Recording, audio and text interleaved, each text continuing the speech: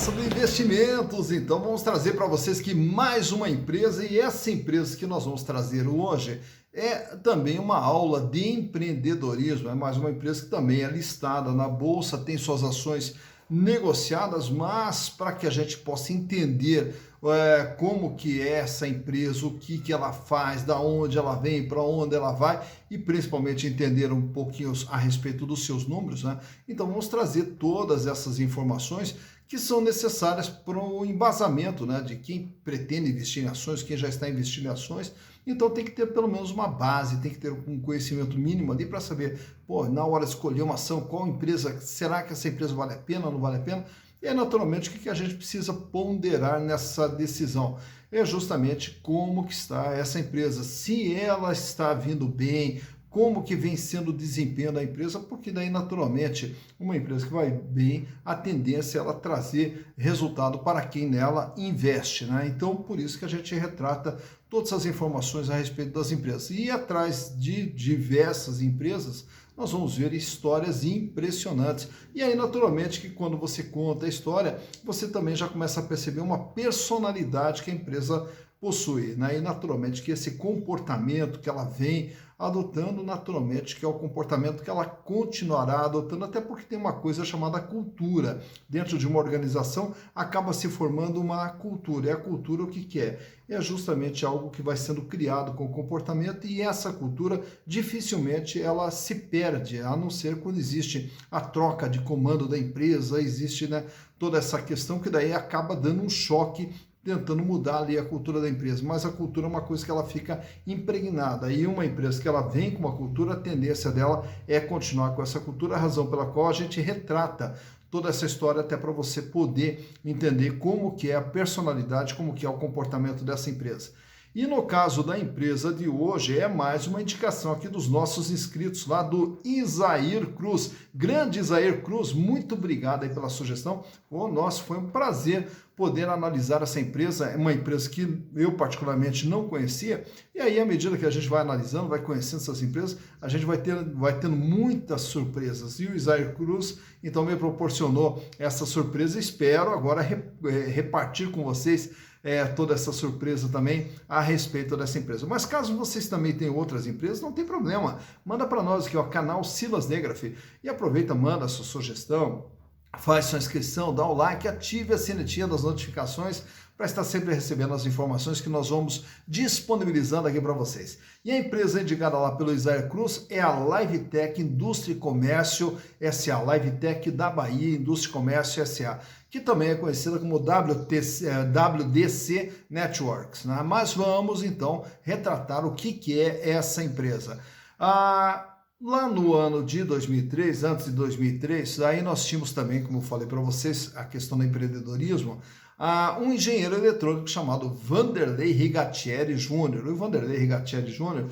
Trabalhou em diversas multinacionais na área de telecom, né? Inclusive sendo presidente de uma delas, até que um dia ele sai dessa empresa e resolve empreender. E aí ele traz um sócio dele, um amigo dele que trabalhava junto com ele, que é o Francisco Sérgio Dey. E aí os dois resolveram empreender e montar uma atividade nova, né, no caso para eles, mas uma atividade que estava em andamento aqui no Brasil, que era a questão da tecnologia, né? E aí uma das coisas que eles perceberam, que era lá no ano de 2003, que o wireless ainda estava sendo pouco usado no Brasil, que a tendência do wireless era se difundir ainda mais, e aí resolveram partir por esse caminho. Então, aí começaram a importar e a comprar equipamentos e a revender esses equipamentos ali. E daí, na sequência, também viram que havia um espaço grande também na questão das cidades inteligentes, das vigilâncias, câmeras de monitoramento, com centrais de monitoramento, e aí começaram também a investir nessa área e revender todos esses produtos, tá? Aí daí na sequência eles acharam por bem também começaram a produzir diversos produtos, já que a maioria era produto importado, e aí volta e meia você tem problema com a importação, então resolveram começar também a produzir alguns produtos. No ano de 2007, então começaram a investir mais também no mercado de segurança com a CFTV e também com o VMS, e no ano de 2011 pode ser considerado um ano marcante na história da LiveTech, quando o Vanderlei Rigatieri Júnior saiu fazer uma viagem de praticamente 8 meses pelo Brasil, visitando o Brasil inteiro para saber como que as demais empresas utilizavam seus produtos. E aí descobriu que existiam diversos pequenos provedores de internet espalhados pelo Brasil que atendiam localidades que as grandes operadoras não atendiam ou atendiam com deficiência. E esses pequenos provedores de internet é que demandavam muitos produtos da LiveTech. E aí, então, começaram a entender que havia uma demanda, havia uma possibilidade, uma oportunidade muito grande no mercado. E aí, essa oportunidade passava também pelos cabos de fibra ótica. E aí, resolveram também começar a produzir e a revender cabos de fibra ótica, tanto é que a LiveTech é um dos maiores revendedores de fibra ótica do Brasil. No ano de 2017, aí já montaram também um CD lá em São Paulo, então já começaram a expandir a sua participação para todo o Brasil. No ano de 2019, começaram a investir também na questão da automação residencial e também já começaram a atuar na Colômbia, né, a levar o seu modelo de negócios para a Colômbia. Já no ano de 2020, passaram a investir também na questão da energia solar, inclusive com uma empresa lá em Extrema, no interior de Minas Gerais. E agora, no ano de 2021, fizeram seu IPO, se transformaram numa sociedade anônima de capital aberto e tem as suas ações negociadas em bolsa. Mas então, para a gente conhecer um pouquinho como que está a situação da LiveTech, trouxe para vocês aqui os balanços de 2018, 2019 e 2020 e também do terceiro trimestre do ano de 2021, as informações mais recentes disponibilizadas pela companhia. Então, vamos aos números. Bem, aqui vamos então para a análise da LiveTech da Bahia Indústria e Comércio S.A. e aí trouxe para vocês que os balanços de 2018, 2019 e 2020, que é o período antes do IPO, e aí o balanço aqui do terceiro trimestre de 2021, onde já aparece o IPO realizado pela companhia agora nesse último mês de julho de 2021. Então, começando aqui pelo ano de 2018, o que era a LiveTech? Era uma empresa com 477 milhões de reais em bens e direitos dentro do seu patrimônio, uma boa parte aqui dentro do imobilizado, né, que são as máquinas, equipamentos, barracões, ferramentas, acessórios, computadores, móveis, utensílios, enfim, tudo que é necessário para o desenvolvimento da atividade. E o capital de giro, que é o ativo circulante, que com 260 milhões de reais, o que representava 54,5% de todo o patrimônio da empresa. Fechou no ano de 2018 com um caixa equivalentes, dinheiro, né, 4.419.000.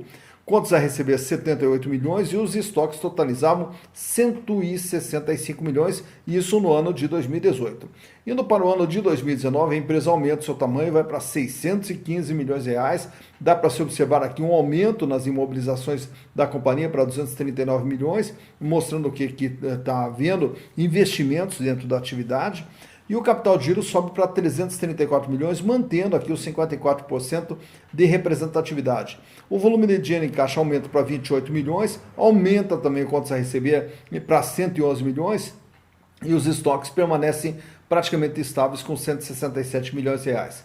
Indo para o ano de 2020, agora a companhia já é uma empresa de 911 milhões de reais, mais aumentos aqui no imobilizado da empresa, mais investimentos na estruturação da empresa e o capital de giro também apresenta um aumento, indo para 457 milhões de reais, apesar de uma queda aqui na análise vertical, né, na representatividade desse componente em relação ao ativo total. Então, quer dizer, houve um crescimento nominal, porém uma queda aqui na representatividade do capital de giro em relação ao ativo total.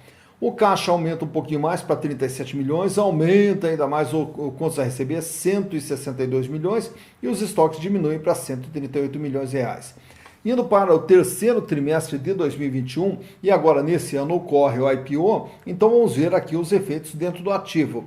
1.532 bilhões é o ativo total da companhia agora, mais um aumento aqui no imobilizado, então quer dizer, a empresa vem se estruturando a cada ano. E o capital de giro salta para 953 milhões, com 62,2% de representatividade.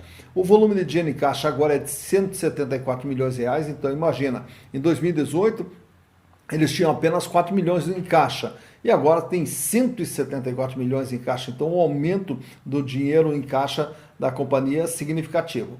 Aumenta um pouco mais aqui o contas a receber a cada ano vem crescendo e os estoques aumentam também para 201 milhões de reais. Então, em termos de capital giro crescendo nominalmente, crescendo também aqui na sua representatividade, o que é interessante, porque, como a gente sempre cita, todo o capital fixo ele é importante, claro, é importante, mas sem ter o capital de giro para girar todo esse capital fixo, aí a coisa fica difícil. Então, o capital de giro passa a ser peça fundamental no desenvolvimento de uma empresa.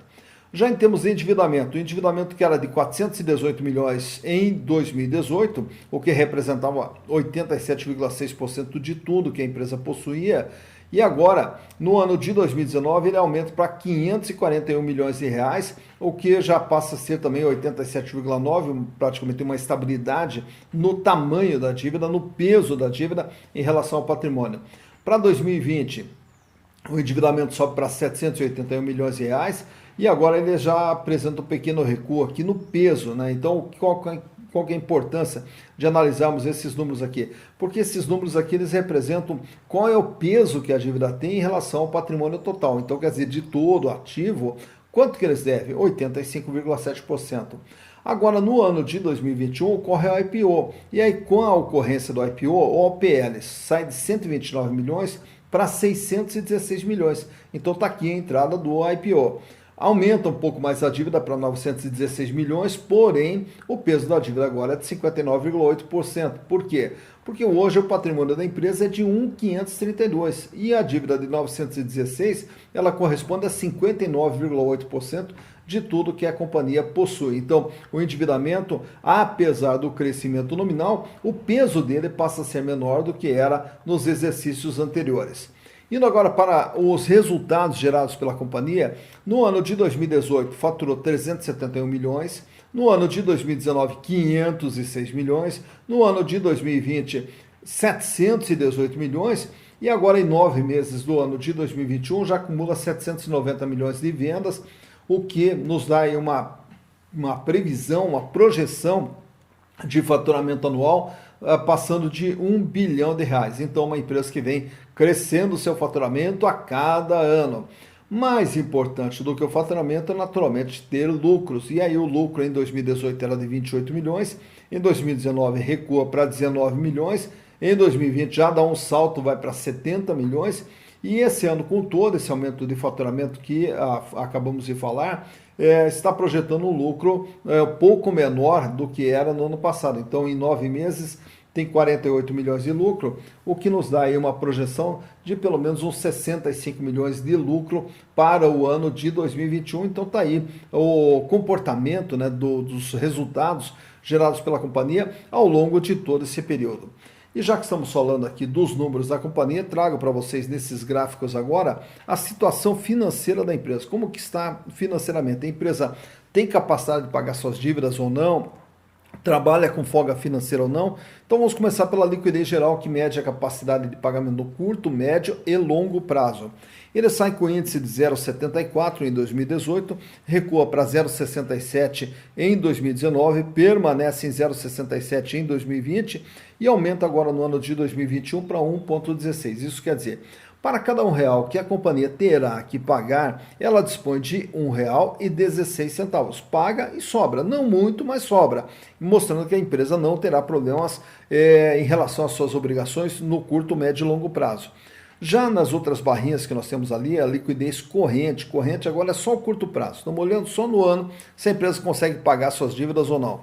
Ele sai com índice de 0,91, aumenta para 1,17 em 2019, recua para 1,02 em 2020 e agora em 2021 vai para 1,69. Isso quer dizer, para cada R$1 de dívida, a empresa dispõe de R$1,69, paga e sobra. Então, no curto prazo, a empresa não tem nenhum problema financeiro. Já nesse outro gráfico, trago para vocês o comportamento e o tamanho da dívida da empresa. Como que vem se comportando esse endividamento? Ele sai com 87,6% em 2018, 87,9% em 2019, praticamente estável, uma reduçãozinha ali para 85,7% em 2020 e agora com o IPO o peso da dívida passou a ser de 59,8%. Isso quer dizer, de tudo que a empresa tem, ela deve 59,8%.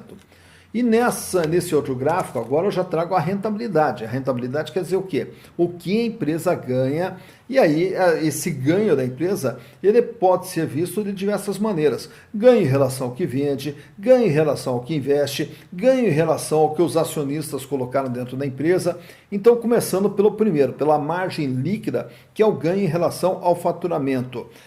Sai com índice de 7,5% em 2018, cai para 3,9% em 2019, dispara para 9,8% em 2020 e agora em 2021 está trabalhando com 6,1%. Isso quer dizer, de tudo que eles vendem, de tudo que eles arrecadam, sobra líquido limpo para a empresa 6,1%. É a chamada margem líquida. Já as outras três barrinhas que nós temos ali tratam da rentabilidade do ativo. É o ganho em relação a todo o investimento feito dentro do ativo. E o que é o ativo? Como a gente já mencionou, são todos os bens e direitos, tudo aquilo que a empresa tem. Mas tudo aquilo que ela tem que gerar resultados. E quanto que está gerando de resultados? Então vamos lá. 5,9% em 2018, 3,2% em 2019 e fecha 2020 com 7,7%. Em relação ao investimento feito pela empresa, eles tiveram um ganho de 7,7%. E fechando as três barrinhas maiores ali que foram lá para as alturas, eles retratam a rentabilidade do PL. O que é o PL? PL são todos os recursos dos acionistas que estão dentro da empresa. Tá? Então, os acionistas que colocaram todos os seus recursos dentro da empresa, naturalmente que a empresa tem um ganho. E esse ganho representa quanto em relação ao que o acionista tem dentro da atividade. 47,5% em 2018, 26,9% em 2019 e 54,3% no ano de 2020. Quer dizer, em relação ao capital posto pelo acionista dentro da empresa, a empresa gerou um ganho de 54,3%. Então, é o retorno que o acionista tem por ter investido dentro da empresa. Não quer dizer que esse retorno venha para o seu bolso, porque daí existe uma diferença entre o lucro que a empresa proporcionou e os dividendos que ela vai distribuir. Então, cabe ao acionista determinar, através das assembleias, quanto do lucro que será distribuído para os acionistas. Mas que eles ganharam 54,3%, ganharam. Né? E agora também trago para vocês aqui, para fechar também os nossos gráficos, o comportamento da ação. E naturalmente que quando a gente fala do comportamento da ação, nós vamos pegar um período de tempo muito curto. Nós vamos pegar aqui praticamente de julho até novembro. Então, em julho, quando foi lançado o IPO, quando foi feito o IPO da companhia, ela praticamente largou ali com o valor da ação em torno ali de R$22. Então, cada ação foi comercializada na sua largada em torno de R$22, em julho agora de 2021. E ao longo de todo esse período, ela praticamente vem se mantendo estável ali com umas pequenas quedas, né? E agora, já no mês de novembro aí, a ação ela vem girando ali em torno de 17,30, 17,40, 17,50, é mais ou menos o quanto o valor da ação vem girando no mercado. Então ela apresentou uma queda, mas se compararmos com outras empresas que já analisamos aqui, empresas boas que já analisamos, que foram muito mais impactadas com essa crise econômica que nós estamos vivendo. Então pode-se dizer que até existe sim uma reduçãozinha gradativa, né, no comportamento da ação ao longo do período, mas nada tão significativo. Então ela larga com 22 e hoje girando aí na faixa de 17,30 até 17,50. E também já aproveito, coloco ali no quadrinho para vocês verem também o valor patrimonial da ação. Quanto que vale uma ação da LiveTech em relação ao patrimônio existente na companhia? R$ 9,58. Então, quer dizer, um patrimônio que é avaliado em R$ 9,58, ele é vendido, né, em valor de mercado, acima de R$ 17. E também sobre a questão dos dividendos, naturalmente que a empresa não tem histórico de dividendos, né, visto que a sua abertura de capital é recente, agora de julho de 2021.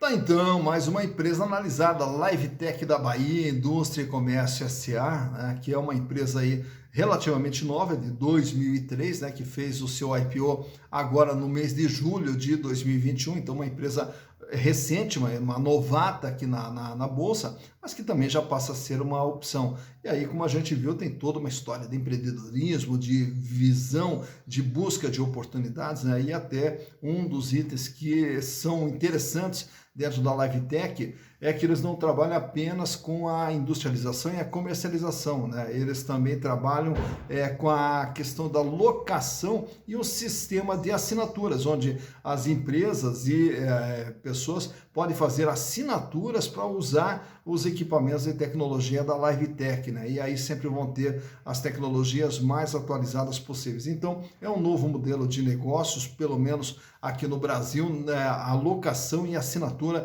em termos de tecnologia. Enfim, por aí dá para se perceber como o Brasil é rico em termos de empreendedorismo, em termos de visão de oportunidades e de geração de renda, de geração de emprego e geração de desenvolvimento. E naturalmente, para vocês que são acionistas, eu que sou acionista também de algumas empresas, então o que a gente espera, né? Espera que as empresas vão bem. Então as empresas indo bem, elas vão estar gerando mais renda, vão estar gerando mais emprego, mais desenvolvimento e, naturalmente, gerando mais ganho para quem nelas investiu, né? Então, mas para fazer o investimento certo, tem que fazer investimento com consciência, com inteligência, com conhecimento. São as informações que a gente vai passando para vocês para construir essa base de conhecimento para tomar a decisão mais correta possível. Com isso, diminui os riscos envolvidos na operação e tenta potencializar as probabilidades de ganho. Dito isso, bons investimentos para vocês.